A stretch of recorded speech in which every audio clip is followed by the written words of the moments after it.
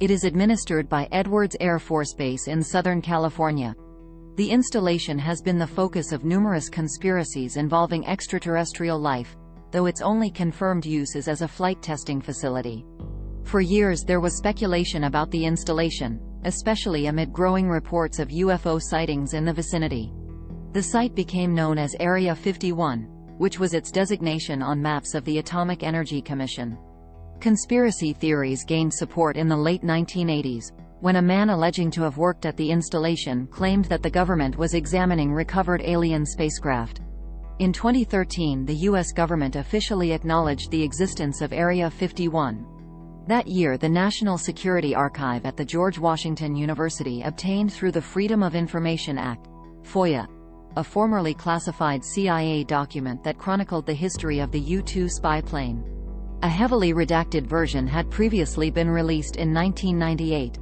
According to the report, in 1955 the remote site, which included an airfield not used by the military since World War II, was selected in order to test the U-2. Test flights of that spy plane, and subsequent aircraft, accounted for many of the UFO sightings in the area. The U-2 could reach altitudes much higher than any other planes at the time. After the U-2 was put into service in 1956, Area 51 was used to develop other aircraft, including the A-12, also known as Oxcott, reconnaissance plane, and the stealth fighter F-117 Nighthawk. Unidentified flying object, UFO, also called flying saucer, any aerial object or optical phenomenon not readily identifiable to the observer. UFOs became a major subject of interest following the development of rocketry after World War II and were thought by some researchers to be intelligent extraterrestrial life visiting Earth. History: Flying saucers and Project Blue Book. The first well-known UFO sighting occurred in 1947, when businessman Kenneth Arnold claimed to see a group of 9 high-speed objects near Mount Rainier in Washington while flying his small plane. Arnold estimated the speed of the crescent-shaped objects as several thousand miles per hour and said they moved like saucers skipping on water. In the newspaper report that followed, it was mistakenly stated that the objects were saucer-shaped, hence the term flying saucer. Sightings of unidentified aerial phenomena increased, and in 1948, the U.S. Air Force began an investigation of these reports called Project Sign. The initial opinion of those involved with the project was that the UFOs were most likely sophisticated Soviet aircraft. Although some researchers suggested that they might be spacecraft from other worlds, the so-called extraterrestrial hypothesis, ETH. Within a year, Project Sign was succeeded by Project Grudge, which in 1952 was itself replaced by the longest-lived of the official inquiries into UFOs. Project Blue Book, headquartered at Wright-Patterson Air Force Base in Dayton, Ohio. From 1952 to 1969, Project Blue Book compiled reports of more than 12,000 sightings or events, each of which was ultimately classified as 1. Identified, with a known astronomical, atmospheric, or artificial, human-caused phenomenon, or 2. Unidentified. The latter category, approximately 6% of the total, included cases for which there was insufficient information to make an identification with a known phenomenon.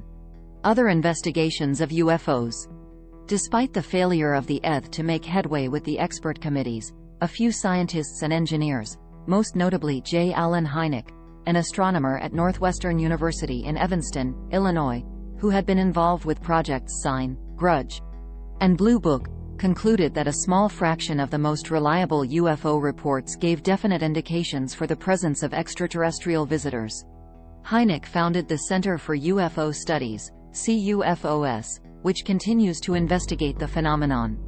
Another major U.S. study of UFO sightings was the Advanced Aviation Threat Identification Program, AATIP, a secret project that ran from 2007 to 2012.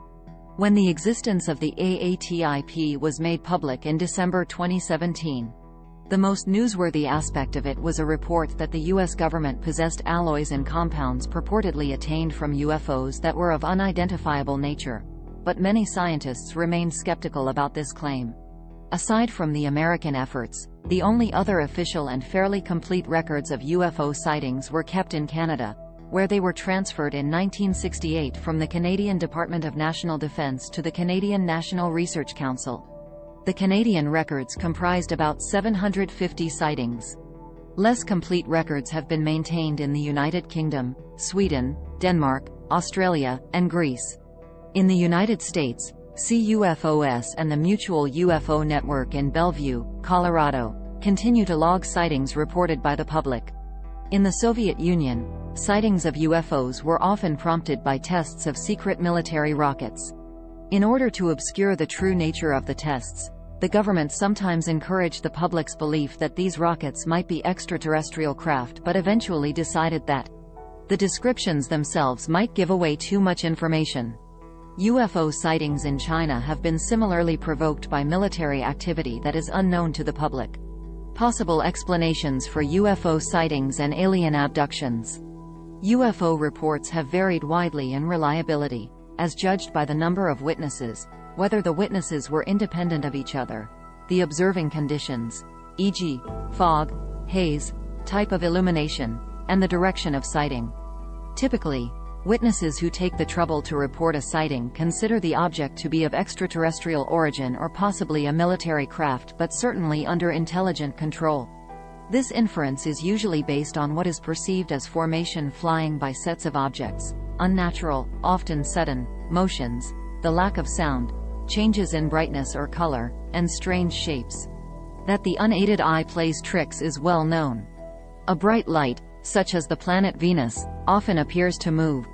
Astronomical objects can also be disconcerting to drivers, as they seem to follow the car. Visual impressions of distance and speed of UFOs are also highly unreliable because they are based on an assumed size and are often made against a blank sky with no background object, clouds, mountains, etc. To set a maximum distance, reflections from windows and eyeglasses produce superimposed views, and complex optical systems, such as camera lenses, can turn point sources of light into apparently saucer-shaped phenomena. Such optical illusions and the psychological desire to interpret images are known to account for many visual UFO reports, and at least some sightings are known to be hoaxes. Radar sightings, while in certain respects more reliable, fail to discriminate between artificial objects and meteor trails, ionized gas,